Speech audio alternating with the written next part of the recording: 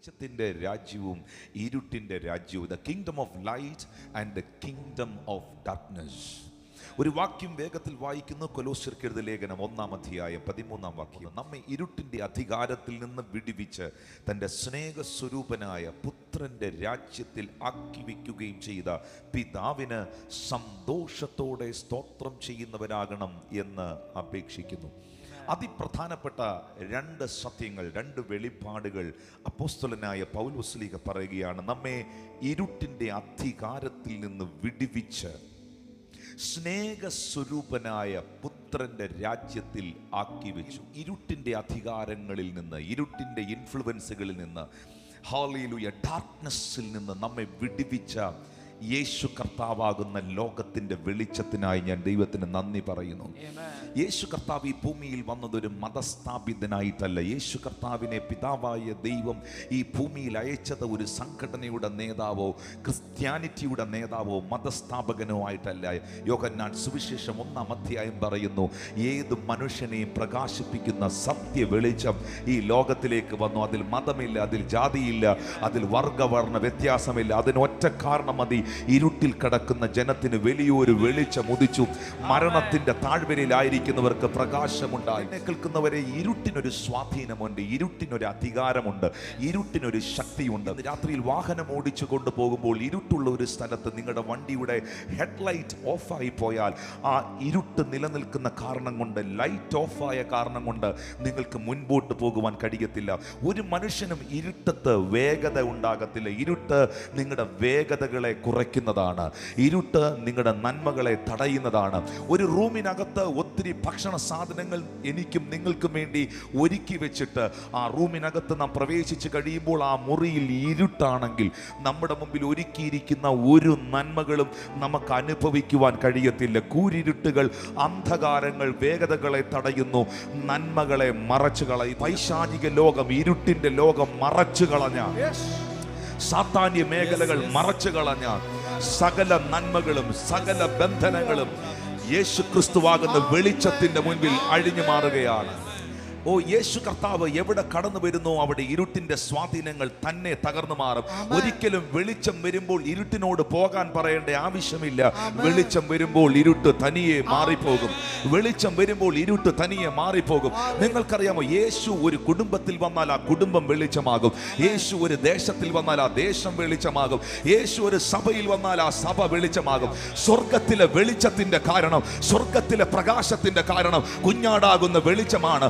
നരകം ഇരുട്ടായി പോയതിന്റെ കാരണം യേശു നരകത്തിൽ ഇല്ലാത്തതാണ്. ഞാൻ വീണ്ടും ആവർത്തിക്കുന്നു, യേശു നിന്നിൽ വന്നാൽ നിന്റെ വീടൊരു നരകമാകത്തില്ല, നിന്റെ വീടൊരു സ്വർഗമായി തീരും. യേശു നിന്റെ കുടുംബത്തിൽ വന്നാൽ നിന്റെ കുടുംബം ഒരു നരകമാകത്തില്ല, നിന്റെ കുടുംബം ഒരു സ്വർഗമായി തീരും. യേശു നിന്റെ തലമുറയിൽ വന്നാൽ നിന്റെ തലമുറകൾ നരകതുല്യമാകത്തില്ല, നിന്റെ തലമുറകൾ വെളിച്ചമായി തീരും. വചനം പറയുന്നത്, ഏതു മനുഷ്യനെയും പ്രകാശിപ്പിക്കുന്ന സത്യ വെളിച്ചം ഈ ലോകത്തിലേക്ക് വന്നു. വിശ്വസിക്കുന്നവർ ശബ്ദമുയർത്തി ദൈവത്തിന് നന്ദി പറഞ്ഞാട്ടെ. മാസങ്ങൾ, വർഷങ്ങൾ അവർ പറയുമായിരുന്നു, എല്ലാ പ്രഭാതത്തിലും അവർ പറയുമായിരുന്നു, അസതോമാ ജ്യോതിർഗമയ മൃത്യോമാ അമൃതഗമയ.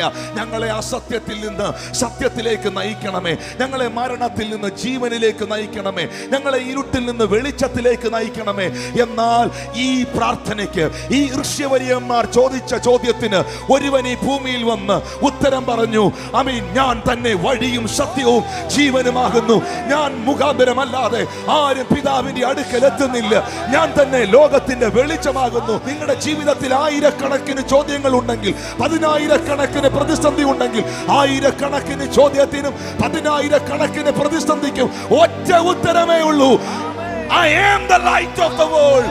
ഞാൻ ലോകത്തിന്റെ വെളിച്ചമാകുന്നു. എന്നെ കേൾക്കുന്ന വാത്സല്യ ദൈവത്തിന്റെ ജനമേ, ഇരുട്ടിന്റെ ഇൻഫ്ലുവൻസുകൾ ചെറുതല്ല, ഇരുട്ടിന്റെ ഇൻഫ്ലുവൻസുകൾ ചെറുതല്ല.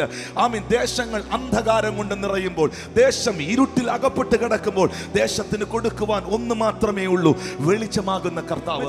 പല സ്ഥലങ്ങളിലും പൈശാചിക ശക്തികൾ വാഴ്ച നടത്തുമ്പോൾ, പ്രാർത്ഥനാ യോഗങ്ങൾ പോലും നടത്താനുള്ള സ്വാതന്ത്ര്യം ഹനിക്കപ്പെട്ടിരിക്കുമ്പോൾ, കേരളം ഇന്നും ആ സ്വാതന്ത്ര്യം ആഘോഷിക്കുന്നത് ഇവിടെ വെളിച്ചം വഹിക്കുന്ന വലിയൊരു കൂട്ടമുള്ളത് കൊണ്ടാണ്. ഒരിക്കലും ഇരുട്ടിന് വെളിച്ചത്തെ കീഴ്പ്പെടുത്താൻ കഴിയത്തില്ല. ഒരിക്കലും ഇരുട്ടിന് വെളിച്ചത്തെ കീഴ്പ്പെടുത്താൻ കഴിയത്തില്ല. വെളിച്ചം ഇരുളുകളെ കീഴ്പ്പെടുത്തും. വിശ്വസിക്കുന്ന കർത്താവിന് നന്ദി പറയാം. ഞാൻ ഇതിൽ മനസ്സിലാക്കുന്ന ഏറ്റവും വലിയൊരു കാര്യം, യേശു പറഞ്ഞു ഞാൻ ലോകത്തിന്റെ വെളിച്ചമാകുന്നു. ഏതെങ്കിലും ഒരു നേതാവ്, ഏതെങ്കിലും ഒരു വ്യക്തി, ഏതെങ്കിലും ഒരു മനുഷ്യൻ അദ്ദേഹം വെളിച്ചമായിരുന്നാൽ അദ്ദേഹം മാത്രം വെളിച്ചമായാൽ മതി. പക്ഷെ യേശു പറഞ്ഞത് ഞാൻ മാത്രമല്ല വെളിച്ചം. തന്റെ അരികിൽ വന്ന ശിഷ്യന്മാരോട്, തന്റെ അരികിൽ വന്ന മക്കളോട് അവൻ പറഞ്ഞു, നിങ്ങൾ ലോകത്തിന്റെ വെളിച്ചമാകുന്നു. You are the light of the world. നിങ്ങൾ ലോകത്തിന്റെ വെളിച്ചമാകുന്നു. ഇതിനകത്ത് കത്തിയ യേശുവാകുന്ന വെളിച്ചം വഴിയാകുന്ന, സത്യമാകുന്ന, ജീവനാകുന്ന, സമാധാനം നൽകുന്ന, സ്വസ്ഥത നൽകുന്ന, വിടുതൽ നൽകുന്ന, എത്ര പരാജിതനെയും ജയാളിയാക്കി മാറ്റുന്ന, എത്ര തകർന്നവനെയും പണിതുയർത്തുന്ന, എത്ര പരാജിതനെയും വിജയിപ്പിക്കുന്ന യേശുവാകുന്ന വെളിച്ചം. എത്ര പേർ പറയും I am in that light, ഞാൻ ആ വെളിച്ചത്തിലാണ് ആയിരിക്കുന്നത്. ഞാനിപ്പോൾ ഇരുട്ടിലല്ല. ഒരിക്കൽ ഞാൻ ഇരുട്ടിലായിരുന്നു, ഒരിക്കൽ ഞാൻ പ്രതിസന്ധിയിലായിരുന്നു, ഒരിക്കൽ ഞാൻ പാപത്തിലായിരുന്നു, ഒരിക്കൽ ഞാൻ തകർച്ചയിലായിരുന്നു. പത്രോസ് 2:9 നിങ്ങളോ അന്ധകാരത്തിൽ നിന്ന് തന്റെ അത്ഭുത പ്രകാശത്തിലേക്ക് നിങ്ങളെ വിളിച്ചവന്റെ സൽഗുണങ്ങളെ ഘോഷിക്കുവാൻ തെരഞ്ഞെടുക്കപ്പെട്ടൊരു ജാതിയും രാജകീയ പുരോഹിത വർഗവും വിശുദ്ധ വംശവും സ്വന്തം ജനവുമാകുന്നു. ഇതൊരു സാധാ പ്രകാശമല്ല, ഇതൊരു അത്ഭുത പ്രകാശമാണ്. വാ തുറന്ന് പറഞ്ഞ് യേശു ഒരു അത്ഭുത പ്രകാശമാണ്. എത്ര തകർന്നവനും വിജയിക്കുന്ന അത്ഭുത പ്രകാശം, എത്ര പരാജിതനും വിജയിക്കുന്ന അത്ഭുത പ്രകാശം. യേശു ആകുന്ന അത്ഭുത പ്രകാശത്തിൽ വന്നവരോട് പരിശുദ്ധാത്മാവ് അറിയിക്കുന്നു, നിന്നെയും നിന്റെ കുടുംബത്തെയും ദൈവം ഒരു അത്ഭുതമാക്കി മാറ്റും. ഒരു മനുഷ്യനും ഡീൽ ചെയ്യാൻ കഴിയാത്തത്, ഒരു മനുഷ്യനും കൈകാര്യം ചെയ്യാൻ കഴിയാത്തത്, ഒരു വ്യക്തിക്ക് സാധിപ്പിക്കാൻ കഴിയാത്തത്, ഒരു കണ്ണ് കണ്ടിട്ടില്ലാത്ത, ഒരു ചെവി കേട്ടിട്ടില്ലാത്ത, ഒരു മനുഷ്യന്റെ ഹൃദയത്തിൽ തോന്നിയിട്ടില്ലാത്ത നിലയിൽ നിന്നെ എന്റെ ദൈവം ഒരു അത്ഭുതമാക്കി മാറ്റും. അതുകൊണ്ടാണ് സങ്കീർത്തനക്കാരനായ ദാവീദ് പറഞ്ഞത്, 18-ാം സങ്കീർത്തനം 28-29 വാക്യത്തിൽ രേഖപ്പെടുത്തിയിട്ടുണ്ട്, നീ എന്റെ ദീപത്തെ കത്തിക്കും.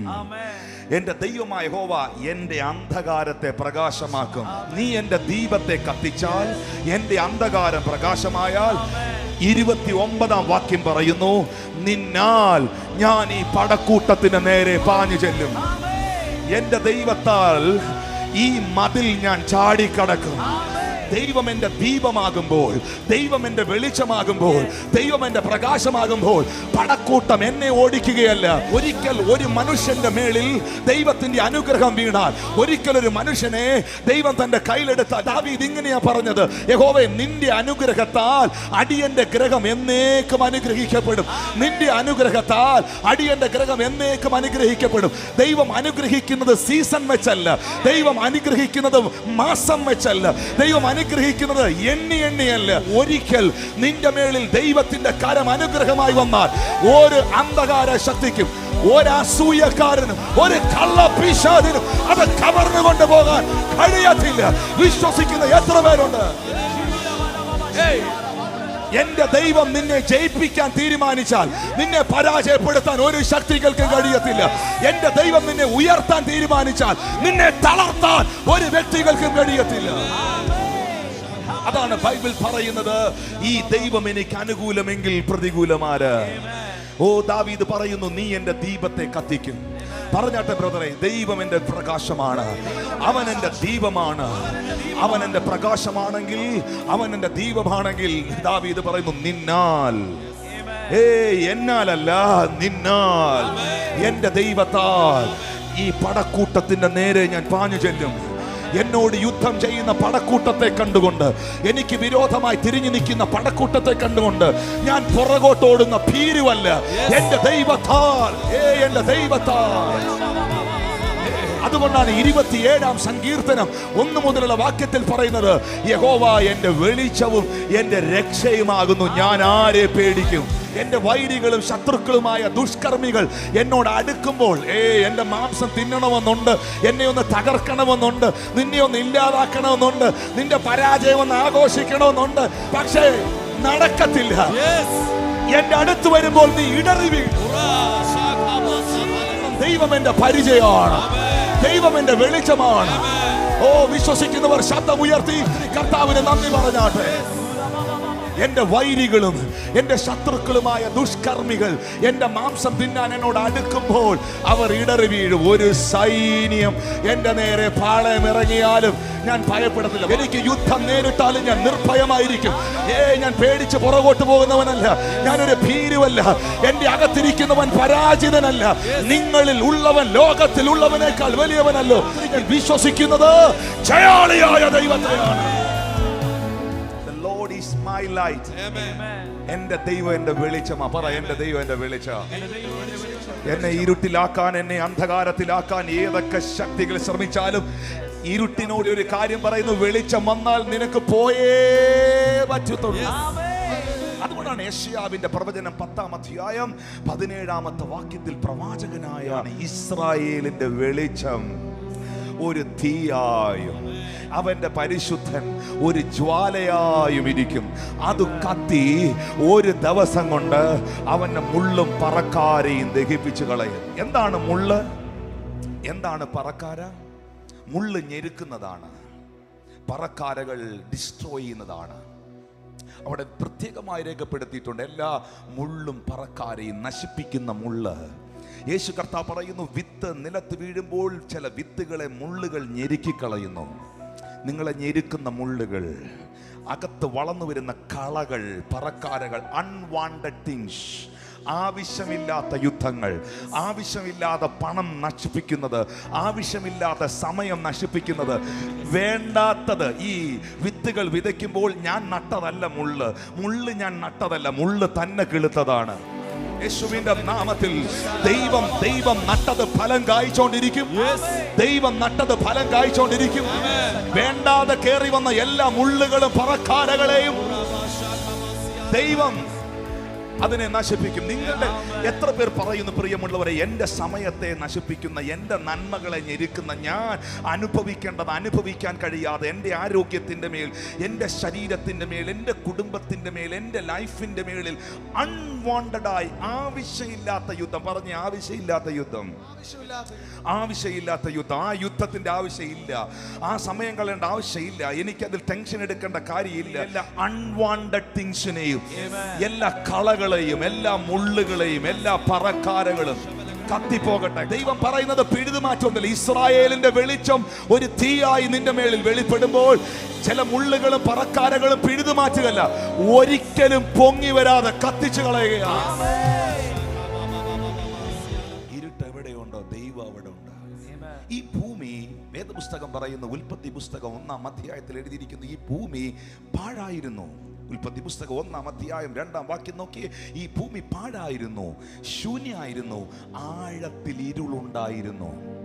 ഈ ഭൂമിയിൽ ഇരുട്ട് മാത്രമായിരുന്നത് കൊണ്ട് ഈ ഭൂമി പാഴായിരുന്നു, ഈ ഭൂമി ശൂന്യമായിരുന്നു, ആഴത്തിൽ ഇരുളായിരുന്നു.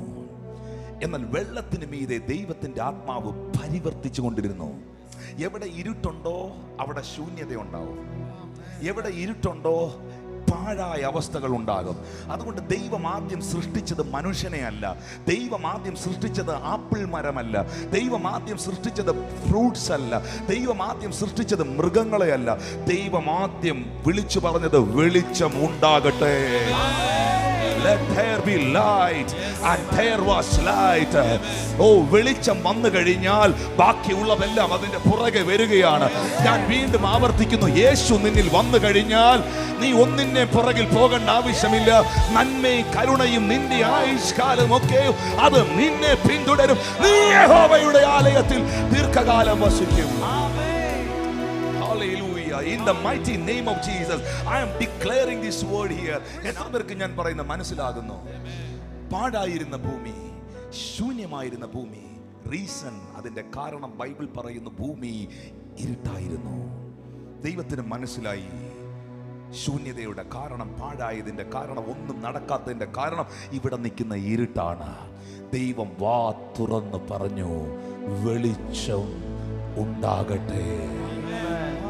വെളിച്ചം ഉണ്ടായാൽ മാത്രമേ പുറകെ വരുന്നതൊക്കെ നിനക്ക് കാണാൻ പറ്റത്തുള്ളൂ. എത്ര പണമുണ്ടെങ്കിലും, എത്ര പദവി ഉണ്ടെങ്കിലും, എത്ര പ്രതാപങ്ങൾ ഉണ്ടെങ്കിലും, വെളിച്ചമാകുന്ന ക്രിസ്തു അകത്തില്ലെങ്കിൽ അകത്തൊരു അനുഭവിക്കുന്ന ശൂന്യത ഉണ്ടാകും. ശൂന്യതയെ മാറ്റുന്നത് ഞാൻ ലോകത്തിന്റെ വെളിച്ചമാകുന്നു എന്ന് അരുളി ചെയ്യുന്നവനാണ്. യേശു കർത്താവ് തന്റെ ശുശ്രൂഷ ആരംഭിച്ചത് എവിടെയാണ്? യേശു കർത്താവ് ആദ്യത്തെ അത്ഭുതം ചെയ്തത് എവിടെയാണ്? എന്തുകൊണ്ടാണ് യേശു ആദ്യത്തെ അത്ഭുതം ഗലീലയിൽ ചെയ്തത്? എന്തുകൊണ്ടാണ് യേശു ആദ്യം ഗലീലയ്ക്ക് പോയത്? എത്രയോ സ്ഥലങ്ങൾ ഇസ്രായേലിലുണ്ട്, എത്രയോ സ്ഥലങ്ങൾ ഫലസ്തീനിലുണ്ട്, എത്രയോ സ്ഥലങ്ങൾ ജെറുസലേമിലുണ്ട്. പക്ഷെ എന്തുകൊണ്ട് യേശു ആദ്യം ഗലീലയ്ക്ക് പോയി? ഗലീലയിലെ കാനാവിലെ കല്യാണ വീട്ടിലാണ് യേശു ആദ്യത്തെ അത്ഭുതം ചെയ്യുന്നത്. അടുത്തിരിക്കുന്ന ആളോടൊന്ന് കൈകൊടുത്ത് ചോദിച്ചേ, എന്തുകൊണ്ട് യേശു ആദ്യം ഗലീലയ്ക്ക് പോയി? എന്തുകൊണ്ട് ആദ്യം യേശു ഗലീലയ്ക്ക് പോയി? കാരണം ബൈബിൾ ഇങ്ങനെയാണ് പറയുന്നത്. മത്തായി സുവിശേഷം 4-ാം അധ്യായം 14, 15, 16 വാക്യത്തിൽ എഴുതിയിട്ടുണ്ട്. സെബുലൻ ദേശവും നഫ്താലി ദേശവും കടൽക്കരയിലും യോർദാൻ അക്കരയുള്ള നാടും ജാതികളുടെ ഗലീലയും, ഇങ്ങനെ ഇരുട്ടിലിരിക്കുന്ന ജനം വലിയൊരു വെളിച്ചം കണ്ടു. മരണത്തിന്റെ നിഴലിൽ ഇരുന്നവർക്ക് പ്രകാശം ഉദിച്ചു. ഗലീലയെ കുറിച്ച് മാത്രം പരാമർശിച്ചിരിക്കുന്ന ഒരു വാക്കാണ് ഇരുട്ടിലിരുന്ന ജനം. ഇരുളു പിടിച്ച സ്ഥലം, ഇരുളു പിടിച്ച ദേശം. ഇരുളു പിടിച്ച ദേശത്തിൽ ദൈവപ്രവർത്തികൾക്ക് യാതൊരു സാധ്യതയുമില്ലാത്ത സ്ഥലം, അത്ഭുതങ്ങൾക്ക് യാതൊരു സാധ്യതയുമില്ലാത്ത ഇടം. ഇനി ഒരു ദൈവപ്രവർത്തികൾക്ക് യാതൊരു സാധ്യതയുമില്ലാത്ത ഇടത്താണ് യേശു ആദ്യം ചെന്ന് ആദ്യത്തെ അത്ഭുതം ചെയ്തത്. എൻ്റെ മുമ്പിൽ ഞാൻ സാധ്യതകൾ കാണുന്നില്ല എന്ന് പറയുന്നെങ്കിൽ, എന്നെ കൊണ്ട് ഇത് സാധ്യമല്ല എന്ന് പറയുന്നെങ്കിൽ എഴുതി വെച്ചുകൊള്ളുക, ദൈവം നിനക്ക് വേണ്ടി അതിനകത്ത് ഇറങ്ങാൻ പോവുകയാണ്. ശത്രുക്ക് മേശക് അബേദനഹോമിനെ എരിയുന്ന തീച്ചുളയിൽ രാജാവ് വലിച്ചിടുമ്പോൾ നാലാമനായി ദൈവം ഇറങ്ങിയെന്ന് വേദപുസ്തകത്തിൽ എഴുതിയിട്ടുണ്ട്. പക്ഷെ ഞാൻ വിശ്വസിക്കുന്നു, ശത്രുക്ക് മേശക് അബേദനഹോം തീച്ചുളയിൽ വീണിട്ട് അവർ തീപ്പൊള്ളലേൽക്കുമ്പോൾ നാലാമനായി വന്ന് ദൈവം രക്ഷിക്കുകയല്ല. ദൈവം ഒന്നാമനായി ആദ്യമേ തീച്ചുളയിൽ ഇറങ്ങി ആ തീയുടെ ബലം കെടുത്തുകയായിരുന്നു. എൻ്റെ ദൈവം എൻ്റെ അസാധ്യതകളെ സാധ്യമാക്കിയ ദൈവം. പ്രവാചകനായ യെഗസ്കേൽ അസ്ഥികൾ കൊണ്ട് നിറഞ്ഞ താഴ്വരയിൽ ചുറ്റി ചുറ്റി നടക്കുമ്പോൾ നിറഞ്ഞു കിടക്കുന്ന അസ്ഥിപഞ്ജനങ്ങൾ നോക്കി യെഗസ്കേൽ ചോദിക്കുന്നു, യഹോവേ, ഈ അസ്ഥികൾ ജീവിക്കുമോ? യഹോവയായ ദൈവം യെഗസ്കേലിനോട് പറയുന്നു, നീ അസ്ഥികളെ നോക്കി പ്രവചിക്ക. നീ അസ്ഥികളെ നോക്കി പ്രവചിക്ക. ആ അസ്ഥികൾ കണ്ടാൽ ജീവിക്കാൻ സാധ്യതയില്ല. അതാരുടെ അസ്ഥികൂടങ്ങളെന്ന് അറിയത്തില്ല. ആ താഴ്വര നിറയെ മനുഷ്യന്റെ അസ്ഥികളാണ്. പ്രവാചകൻ ചോദിക്കുന്നു, ദൈവമേ, ഈ അസ്ഥികൾ ജീവിക്കുമോ? ദൈവം പറയുന്നു, അസ്ഥികളെ നോക്കി പ്രവചിക്കുക. പ്രവചിക്കുക എന്ന് പറഞ്ഞാൽ എന്താ? ഫ്യൂച്ചർ പറയാൻ. പ്രവാചകന് വേണമെങ്കിൽ തിരിച്ചു പറയാം, എൻ്റെ ദൈവമേ, ഫ്യൂച്ചർ പോയിട്ട് ഫിഗർ പോലുമില്ല. മനുഷ്യൻ ഫ്യൂച്ചർ പറയുന്നത് ഫിഗർ ഉള്ളവനെ നോക്കിയാ. പക്ഷെ ഒരു ഫിഗറും ഇല്ലാത്തവനെ നോക്കി ഫ്യൂച്ചർ പറയാൻ, ഒരു ഫിഗർ ഇല്ലാത്തവനെ നോക്കി ഫ്യൂച്ചർ പറയാൻ എന്റെ ദൈവത്തിന് മാത്രമേ കഴിയത്തുള്ളൂ. ഒരു പരാജിതനെ നോക്കി നീ ജയിക്കുമെന്ന് പറയാൻ എന്റെ ദൈവത്തിന് മാത്രമേ കഴിയത്തുള്ളൂ. ഈ അസ്ഥികൾ ജീവിക്കുമോ? ദൈവപ്രവർത്തികൾക്ക് സാധ്യതയില്ലാത്ത, ദൈവപ്രവർത്തികൾക്ക് യാതൊരു സാധ്യതയുമില്ലാത്ത ഗലീലയിൽ യേശു തന്റെ പ്രവൃത്തി ആരംഭിച്ചു. എന്താ ചെയ്ത? പച്ചവെള്ളത്തെ വീഞ്ഞാക്കി. ആദ്യത്തെ അത്ഭുതം ഗലീലയിൽ. അതിന് കർത്താവ് കൊടുക്കുന്നൊരു മെസ്സേജ് ഉണ്ട്. യേശു ഉണ്ടാക്കിയത് ഓറഞ്ച് ജ്യൂസ് അല്ല. ഓറഞ്ച് ജ്യൂസ് 5 മിനിറ്റ് കൊണ്ട് ഉണ്ടാക്കാം. യേശു അവിടെ അത്ഭുതം ചെയ്തത് വൈൻ കൊണ്ടുവന്നു. നിങ്ങൾ ഉദ്ദേശിക്കുന്ന പോലെ സ്പിരിറ്റ് വെച്ച് ആൽക്കഹോൾ ഒഴിച്ചുണ്ടാക്കിയ വൈൻ അല്ലത്. കാനാവിലെ കല്യാണ വീട്ടിൽ പോകുമ്പോൾ അവിടെ കല്ലുകൾക്കകത്ത് അവർ കൊത്തിവെച്ചിട്ടുണ്ട്, എഴുതി വെച്ചിട്ടുണ്ട്, ശ്രേഷ്ഠകരമേറിയ വൈൻ ഉണ്ടാകണമെങ്കിൽ 3 മുതൽ 5 വർഷം വരെ എടുക്കും. 3 മുതൽ 5 വർഷം വരെ സൂക്ഷിച്ചു വെച്ചാണ് ഇത് ശ്രേഷ്ഠകരമേറിയ വൈനായി തീരുന്നത്. നിങ്ങൾക്കറിയാമോ, പച്ചവെള്ളം വീഞ്ഞായി.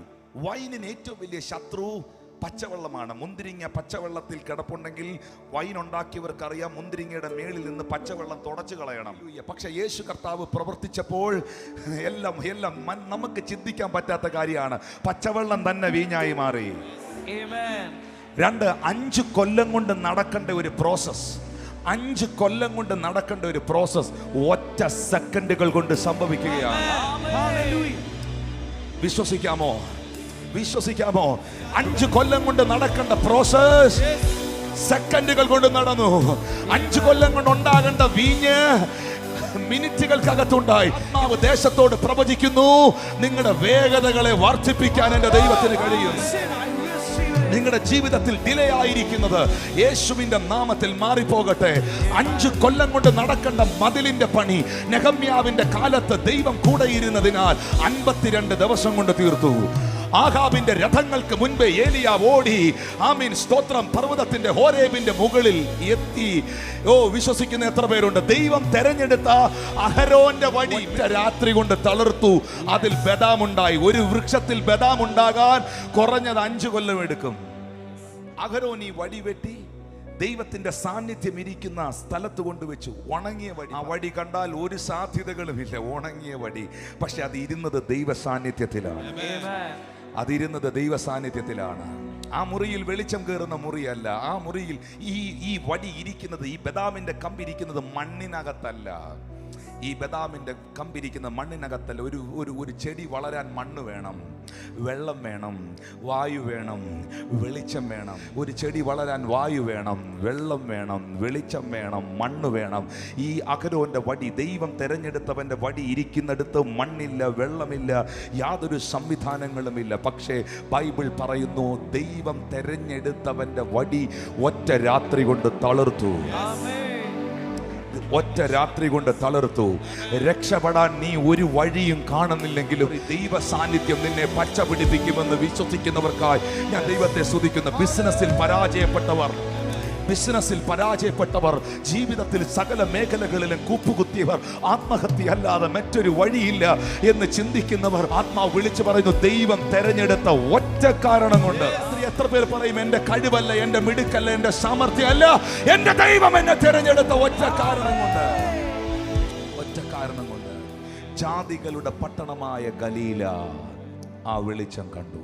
ദൈവപ്രവർത്തികൾക്ക് സാധ്യതയില്ല എന്ന് പറഞ്ഞെടുത്ത് സാധ്യതകൾ തുറന്നു വന്നു. Thank you Lord Jesus. What is the reason?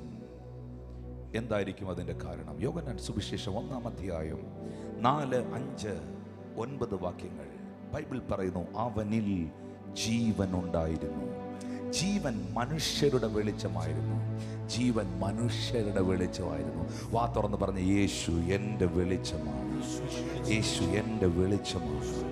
5-ാം വാക്യം പറയുന്നു, വെളിച്ചം ഇരുളിൽ പ്രകാശിക്കുന്നു, ഇരുളോ അതിനെ പിടിച്ചടക്കത്തില്ല.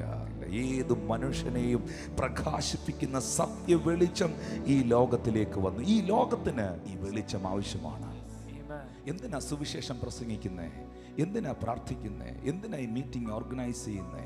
എന്തിനാ ഓടി നടന്ന് പ്രസംഗിക്കുന്നേ? ഈ വെളിച്ചം ആവശ്യമാണ്. എത്രയോ തകർന്ന കുടുംബങ്ങൾ, എത്രയോ ഉറങ്ങാൻ കഴിയാത്തവർ, എത്രയോ പരാജിതർ. എൻ്റെ ദൈവം എന്നെ വിടുവിച്ച് വെളിച്ചമാകുന്ന യേശു എന്നിൽ വന്ന ഒറ്റ കാരണം കൊണ്ടാണ് ഞാനിന്ന് ജീവിച്ചിരിക്കുന്നതെന്ന് പറയുന്നവർ, ഞാനിന്ന് ജീവിച്ചിരിക്കുന്നതെന്ന് പറയുന്നവർ ഒന്ന് നന്ദി പറഞ്ഞാട്ടെ. വേദപുസ്തക ചരിത്രത്തിൽ ഏറ്റവും ഹൃദയകാഠിന്യമുള്ള മനുഷ്യനായിരുന്നു പുതിയ നിയമത്തിൽ ശൗൽ. നമ്മൾ അപ്പോസ്തലനായ പൗലോസ് എന്ന് വിളിക്കുന്ന ശൗൽ, സഭയെ മുടിച്ചവൻ, ദൈവസഭകളെ പൂട്ടിക്കാൻ അധികാരപത്രം അധികാരികളിൽ നിന്ന് മേടിച്ച് സഞ്ചരിച്ചവൻ. സ്തെഫാനോസ് എന്ന് പറയുന്ന സ്റ്റീഫനെ, അപ്പോസ്തലനെ സിംഹവാതിലിൽ വെച്ച്, ജെറുസലേമിൽ സിംഹവാതിലിൽ വെച്ച് കല്ലെറിഞ്ഞ് കൊല്ലാൻ കൊട്ടേഷൻ കൊടുത്തവൻ. നിങ്ങൾ ഓർക്കുന്നു, നിങ്ങൾ വായിച്ചിട്ടുണ്ട് ബൈബിൾ. ഈ സ്തെഫാനോസിനെ കല്ലെറിഞ്ഞ് കൊല്ലുമ്പോൾ പൗലോസ്, ശൗൽ ഒരു കുറ്റിക്കാട്ടിൽ മാറിയിരുന്ന് ദൈവത്തിന്റെ അഭിഷിക്തനെ എറിഞ്ഞു കൊല്ലുന്നത് കണ്ട് ആസ്വദിക്കുകയാണ്. അവന്റെ ഹൃദയം ഒന്ന് ഓർത്തേ, നമുക്കൊരു ശരിക്കും ഒരു ആക്സിഡന്റ് പോലും കാണാനുള്ള മനക്കെട്ടിയില്ല, എനിക്കില്ല. ഒരാൾ രക്തത്തിൽ കുളിച്ച് കിടക്കുന്നത് കാണാൻ എന്നെ കൊണ്ട് പറ്റത്തില്ല, എനിക്കത് മനക്കെട്ടിയില്ല. ഹല്ലേലൂയ. പക്ഷെ ഒരുത്തനെ എറിഞ്ഞു കൊല്ലുന്നത് കണ്ട് ആസ്വദിക്കുന്നത് ഒന്ന് ഓർത്തു നോക്കി, അവന്റെ മനോഭാവം എന്തായിരിക്കും? സഭയ്ക്ക് വിരോധമായി നിന്നവൻ, സഭയെ മുടിച്ചവൻ, അവൻ പരീക്ഷ പ്രമാണി, മത തീവ്രവാദി. ഇവൻ ദൈവസഭയ്ക്ക് വിരോധമായി യാത്ര ചെയ്യുമ്പോൾ ദമസ്കോസിന്റെ പടിവാതിക്കൽ വെച്ചൊരു സംഭവം ഉണ്ടായി. നിങ്ങൾ പറയുന്നു പൗലോസ് 14 ലേഖനങ്ങൾ ഈടുറ്റ കരുത്തുള്ള വെളിപ്പാടുകളുടെ കലവറയായ 14 ലേഖനങ്ങൾ സഭയ്ക്ക് കൈമാറി. 3-ാം സ്വർഗത്തോളം എടുക്കപ്പെട്ടു. 9 കൃപാവരങ്ങളാലും നിറയപ്പെട്ടു.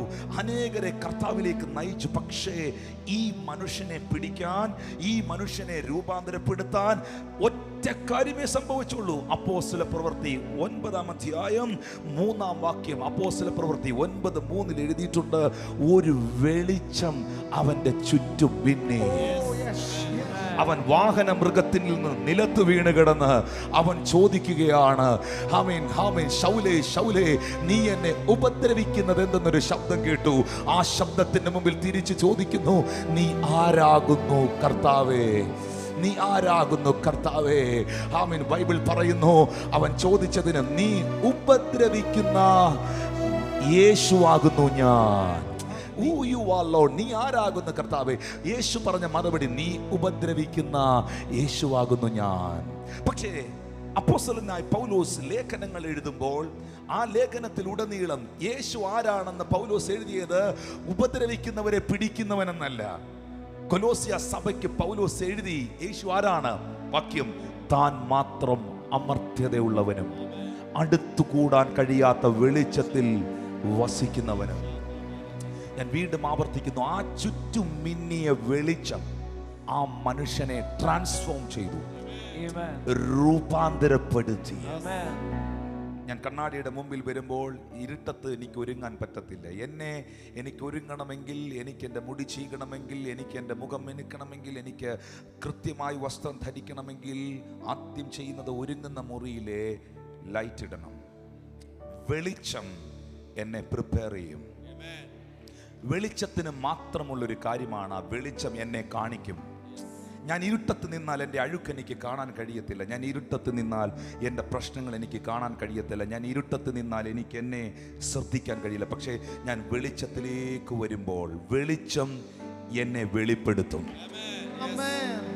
വെളിച്ചം എന്നെ വെളിപ്പെടുത്തും. പലരും ഈ ശുശ്രൂഷകളിൽ കടന്നു വന്ന്, കർത്താവേ, ഞാനൊരു പാപിയാണ്, എന്നിൽ ഒത്തിരി തെറ്റുകൾ, കുറവുകളുണ്ട് എന്ന് പറയാനിടയായതിൻ്റെ കാരണം ഈ വെളിച്ചത്തിലേക്ക് വന്നതാണ്. ഞങ്ങളെ നോക്കി പറയുന്നു, നിങ്ങളുടെ മകൻ എത്ര മദ്യപാനിയാണെങ്കിലും, നിങ്ങളുടെ ഭർത്താവ് എത്ര മദ്യപാനിയാണെങ്കിലും, നിന്റെ വീട്ടിൽ എത്ര ഇരുട്ട് പിടിച്ച വീടാണെങ്കിലും, ഈ വെളിച്ചം നിന്റെ വീടിനെ രൂപാന്തരപ്പെടുത്തും. ഈ വെളിച്ചം നിന്റെ വീടിന്റെ മുഖഛായയെ മാറ്റും. ഈ വെളിച്ചം നിന്റെ തലമുറകളുടെ മുഖഛായയെ മാറ്റും. വിശ്വസിക്കുന്നവർ ഒന്ന് കരങ്ങൾ അടിച്ചെന്ന് രാത്രി കർത്താവിന് നന്ദി പറഞ്ഞാൽ, ഈ വെളിച്ചം നിന്റെ മുഖഛായയെ മാറ്റും. ശബ്ദമുയർത്തി ഹല്ലേലൂയ, ഹല്ലേലൂയ. വെളിച്ചം രൂപാന്തരപ്പെടുത്തും. വാ തുറന്ന് പറഞ്ഞ്, വെളിച്ചം രൂപാന്തരപ്പെടുത്തും. വെളിച്ചം എന്നെ വെളിപ്പെടുത്തും. വെളിച്ചം ഇരുളുകളെ മാറ്റും. വെളിച്ചം എൻ്റെ വേഗതയെ വർദ്ധിപ്പിക്കും. ഇന്ന് രാത്രി ആ കൈകളൊന്ന് ഉയർത്തിപ്പിടിച്ച്, ഈ ദേശത്തിൻ്റെ മേൽ നിൽക്കുന്ന എല്ലാ ഇരുട്ടുകളും, എല്ലാ അന്ധകാരങ്ങളും യേശുവിൻ്റെ നാമത്തിൽ മാറിപ്പോകട്ടെ. ശബ്ദമുയർത്തി കർത്താവിന് നന്ദി പറഞ്ഞ്. യേശു കർത്താവിനെ പ്രതിഷ്ഠിക്കുവാൻ അമ്മയപ്പന്മാർ ദേവാലയത്തിൽ കൊണ്ടുവന്നപ്പോൾ യേശുവിനെ കാണാതെ മരിക്കത്തില്ലെന്ന് വാഗ്ദത്തം കേട്ടൊരു മനുഷ്യൻ ആലയത്തിലുണ്ടായിരുന്നു. അവൻ്റെ പേര് ശിമയോൻ എന്നായിരുന്നു.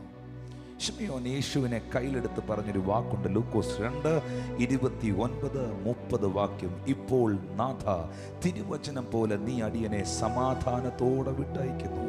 ജാതികൾക്ക് വെളിപ്പെടുവാനുള്ള പ്രകാശം. പ്രകാശം പറഞ്ഞേ, പ്രകാശം. ജനത്തിന്റെ പ്രകാശം. 1 യോഹന്നാന്റെ ലേഖനം 1-ാം അധ്യായം 5-ാം വാക്യം എന്നെ അത്ഭുതപ്പെടുത്തുന്നു. ദൈവം വെളിച്ചമാകുന്നു, അവനിൽ ഇരുട്ട് ഒട്ടുമില്ല. അങ്ങനെയാണെങ്കിൽ അവനിലേക്ക് വന്ന ദൈവമക്കളോട് ഞാൻ സ്നേഹത്തോടെ പറയുന്നു, നിന്നിൽ ഇരുട്ട് ഒട്ടും ഉണ്ടാകരുത്. നിന്നിൽ ഇരുട്ട് ഒട്ടും ഉണ്ടാകരുത്. നിന്റെ ജീവിതത്തിന്റെ മേളിൽ ഇരുട്ടിന് ഒരു സ്വാധീനം ഉണ്ടാകരുത്. ഞാൻ ആത്മാവിൽ ഇന്ന് രാത്രി ഇവിടെ ഇരിക്കുന്ന യൗവനക്കാരോട് പ്രവചിക്കുകയാണ്, ആഹാബുമാരെയും ഇസബേലുമാരെയും നിലയ്ക്ക് നിർത്താൻ കഴിയണമെങ്കിൽ ഈ രാജ്യത്തിൽ ഏലിയാവുമാർ എഴുന്നേൽക്കണം. ഏലിയാവുമാർ എഴുന്നേൽക്കണം. എന്തായിരുന്നു ഏലിയാവിന്റെ ഏറ്റവും വലിയ പ്രത്യേകത? ഏലിയാവിന്റെ വംശാവലി ബൈബിളിൽ എഴുതിയിട്ടില്ല.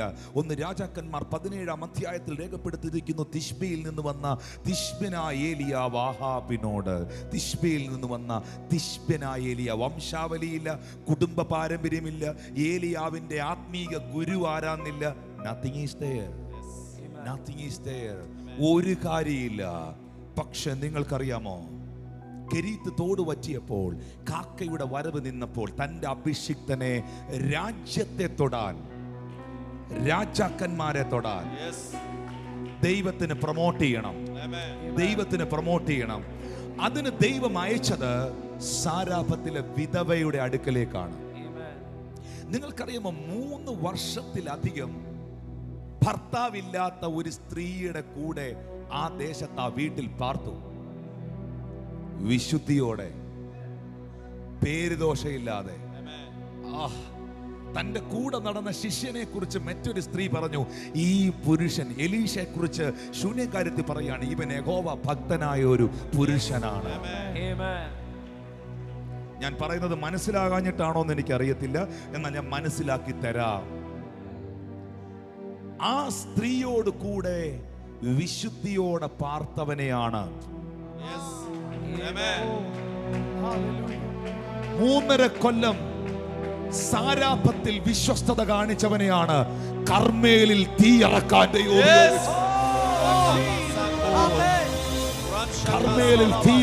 ദൈവം ഉപയോഗിച്ചത്. ഓ, ഇന്ന് രാത്രിയിൽ എത്ര പേർക്ക് ഞാൻ പറയുന്നത് മനസ്സിലാകുന്നത് എനിക്കറിയത്തില്ല. കർമ്മേലിൽ തീയിറക്കാൻ ദൈവം ഉപയോഗിച്ചത്. ഇന്ന് രാത്രിയിൽ വിശുദ്ധന്മാരെ ഇസബേലുമാർ ഭയപ്പെടുന്നു. പ്രാർത്ഥിക്കുന്നവരെ പൈശാചിക മേഖലകൾ ഭയപ്പെടുന്നു. ആത്മാവിൽ ഇന്ന് രാത്രി ദൈവത്തെ ആരാധിക്കാൻ എല്ലാ ഇസബേലിയ ശക്തികളും യേശുവിന്റെ നാമത്തിൽ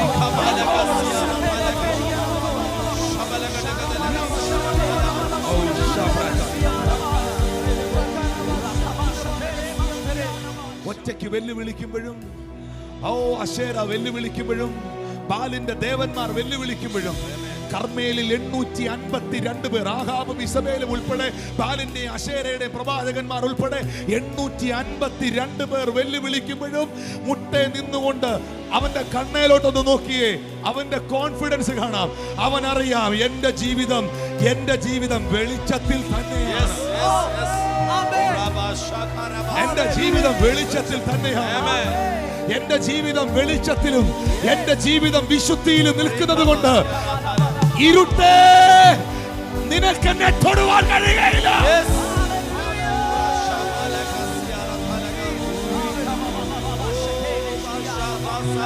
വിശുദ്ധിയിൽ നിൽക്കുന്ന ഏലിയാവുമാരെ ഇന്ത്യക്ക് ആവശ്യമുണ്ട്. ഇന്ത്യക്ക് ആവശ്യമുണ്ട്. പാപം ചെയ്യാൻ അവസരം ഉണ്ടായിട്ടും പാപം ചെയ്യാതെ പാപത്തെ വെറുത്ത് ഓടുന്നവരെ, അവനിൽ ഇരുട്ടൊട്ടുമില്ല എന്നെഴുതിയിരിക്കുന്നത് പോലെ വെളിച്ചത്തിന് വില കൊടുക്കുന്നവരെ ദേശത്തിന് ആവശ്യമുണ്ട്.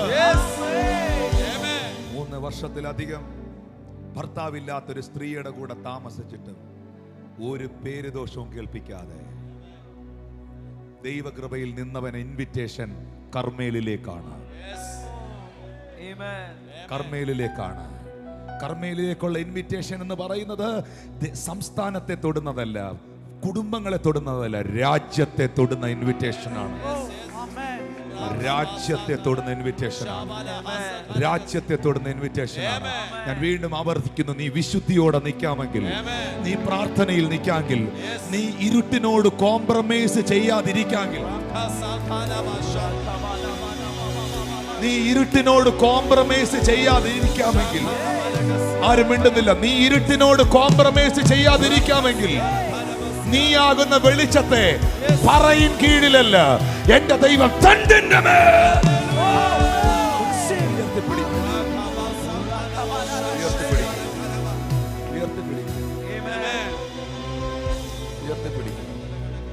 വഴിയും സത്യവും ജീവനും ഒരുവനേ ഉള്ളു, പലതില്ല. രക്ഷകന്മാർ പലതില്ല, മറ്റൊരുത്തനിലും രക്ഷയില്ല. നാം രക്ഷിക്കപ്പെടുവാൻ ആകാശത്തിന് കീഴിൽ മനുഷ്യരുടെ ഇടയിൽ യേശുവിന്റെ നാമമല്ലാതെ വേറെ ഒരു നാമമില്ല. ഒത്തിരി യൗവനക്കാർ ഈ മീറ്റിംഗിൽ കൊതിയുള്ളവർ, ആഗ്രഹത്തോടെ വന്നിരിക്കുന്നവർ ഞാൻ കാണുന്നുണ്ട്. മക്കളെ, നിങ്ങൾ ഈ കാലഘട്ടത്തിന്റെ ഏലിയാവുമാരാണ്. അവനിൽ ഇരുട്ടൊട്ടുമില്ല എന്ന് പറയുന്നത് പോലെ നിങ്ങൾക്കും പറയാൻ പറ്റണം, അവനിൽ വസിക്കുന്ന എന്നിലും, പറഞ്ഞാട്ടെ, അവനിൽ വസിക്കുന്ന എന്നിലും ഇരുട്ട് ഒട്ടുമില്ല, ഇരുട്ട് ഒട്ടുമില്ല. അതുകൊണ്ടാണ് ബൈബിൾ പറയുന്നത് നിങ്ങൾ വെളിച്ചത്തിന്റെ മക്കളാണ്. You are the sons of light. You are the sons of light. അപ്പോസ്തല പ്രവൃത്തി 13:47 ദൈവം നമ്മെ അറിയിച്ചിരിക്കുന്ന സത്യം, നീ ഭൂമിയുടെ അറ്റത്തോളം രക്ഷയാകേണ്ടതിന് ഞാൻ നിന്നെ ജാതികളുടെ വെളിച്ചമാക്കി വെച്ചിരിക്കുന്നു. പക്ഷെ നിന്റെ അകത്ത് കത്തിയ വെളിച്ചം എവിടേക്കോ ഒതുങ്ങിപ്പോയെന്ന് നിങ്ങൾ പറയുന്നു. ഞാൻ ഇങ്ങനെ പറയട്ടെ, വെളിച്ചത്തെ ഒതുക്കാൻ കഴിയുന്നതല്ല. വെളിച്ചത്തെ ഒതുക്കാൻ കഴിയുന്നതല്ല. വെളിച്ചത്തെ ഒതുക്കാൻ ഒരാൾക്ക് മാത്രമേ കഴിയൂ, അത് വെളിച്ചം സ്വീകരിച്ചവന് മാത്രം. ഹല്ലേലൂയ. അല്ലാതെ വെളിച്ചം ഒതുങ്ങുന്നതല്ല.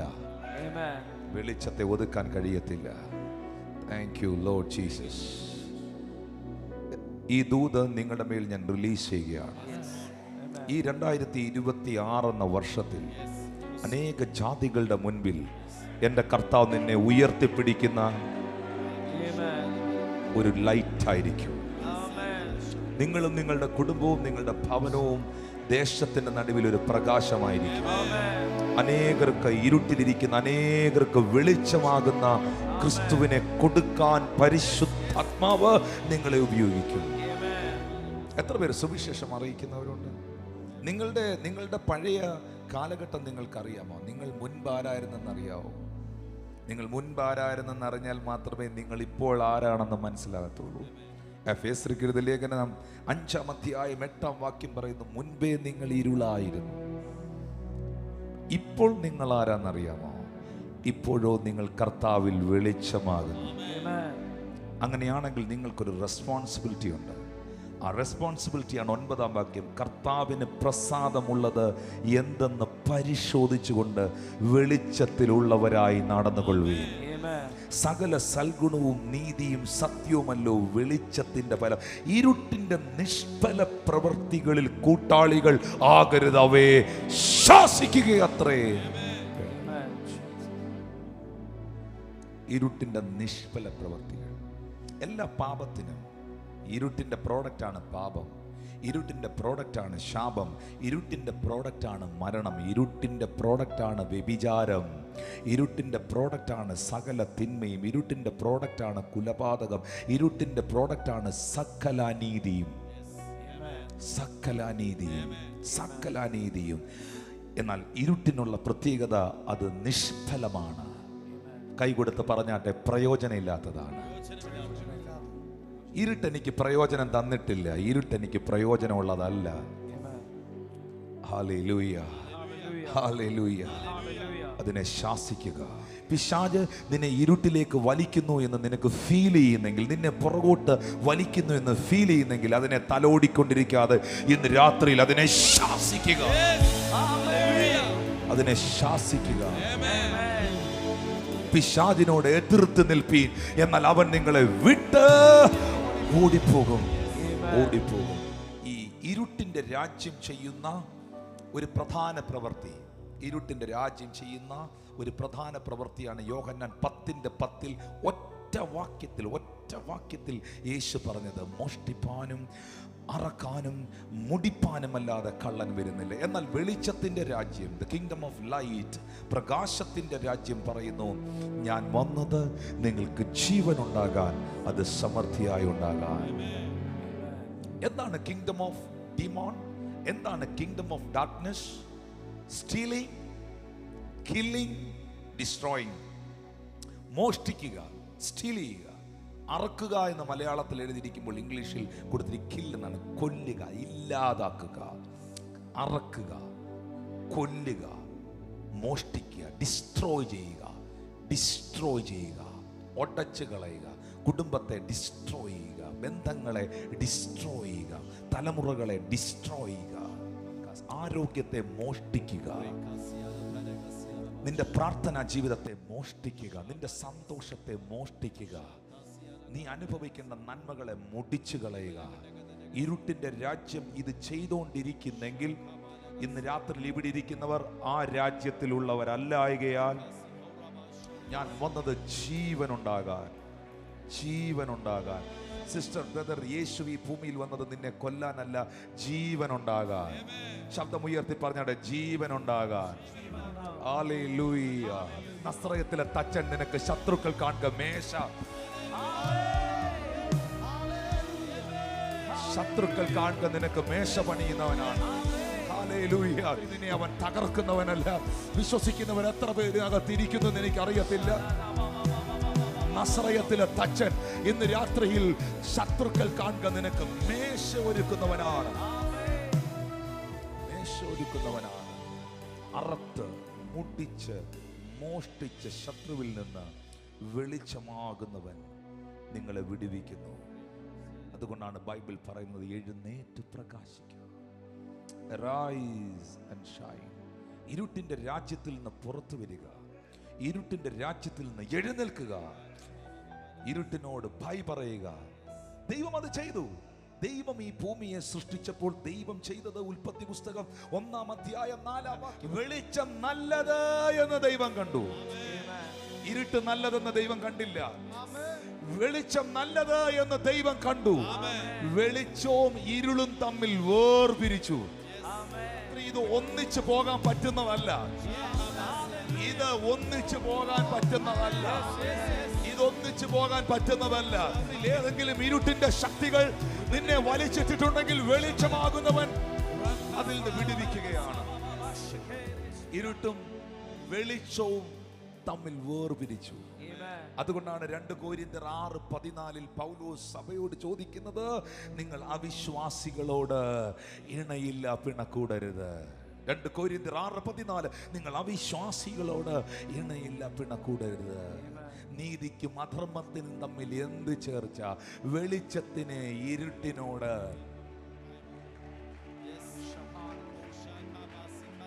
എന്ത് കൂട്ടായ്മ? എന്ത് ഇരുട്ടിനോടുള്ള എല്ലാ കൂട്ടായ്മയും ഇന്ന് കട്ട് ചെയ്യുന്ന രാത്രിയാണ്. ഇരുട്ടിനോടുള്ള എല്ലാ ഫെലോഷിപ്പുകളും ദൈവത്തിന്റെ ദാസൻ എന്ന നിലയിൽ ഞാൻ ഈ ദേശത്ത് നിന്നുകൊണ്ട് പറയുന്നു, ഈ ദേശത്തെ ഭരിക്കുന്ന ഇരുളിന്റെ ശക്തികൾ ഇന്ന് രാത്രി കട്ട് ഓഫ് ആകട്ടെ.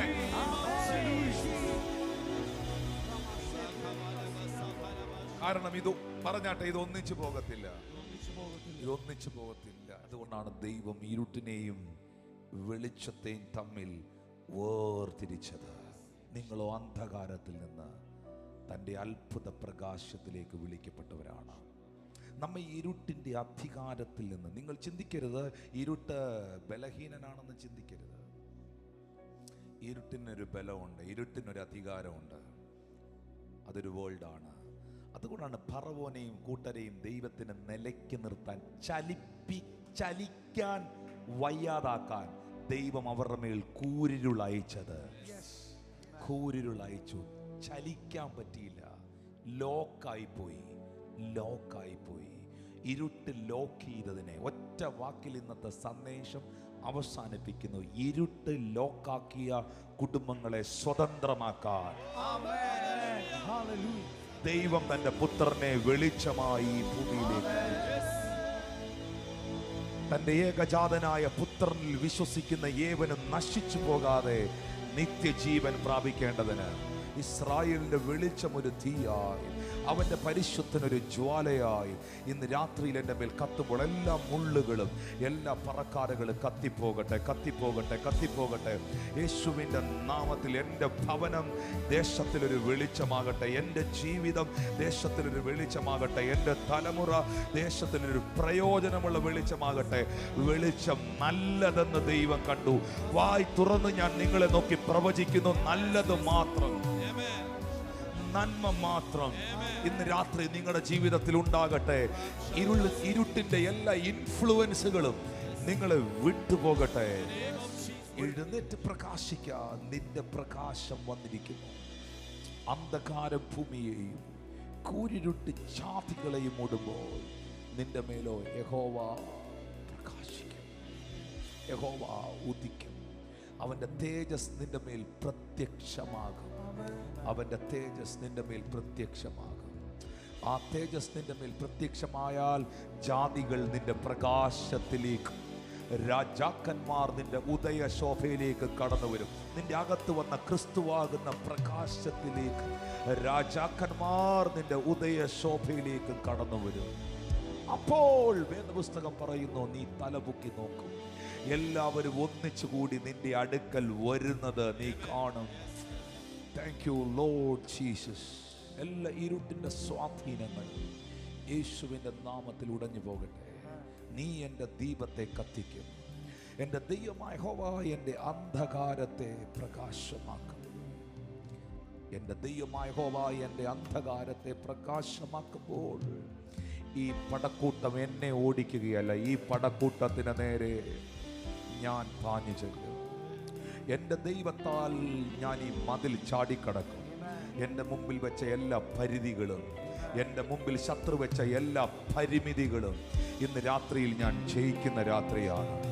പിശാച് എവിടെങ്കിലുമൊക്കെ മതിലുകൾ കെട്ടിയവർ, പിശാച് എവിടെങ്കിലുമൊക്കെ പരിമിതികൾ വെച്ചവർ ഇന്ന് രാത്രിയിൽ ഇതിനകത്ത് നിൽക്കുന്നുണ്ടെങ്കിൽ എല്ലാ പരിമിതികളുടെ മതിലുകളെയും എല്ലാ ലിമിറ്റേഷനുകളെയും കർത്താവ് ബ്രേക്ക് ചെയ്യുകയാണ്.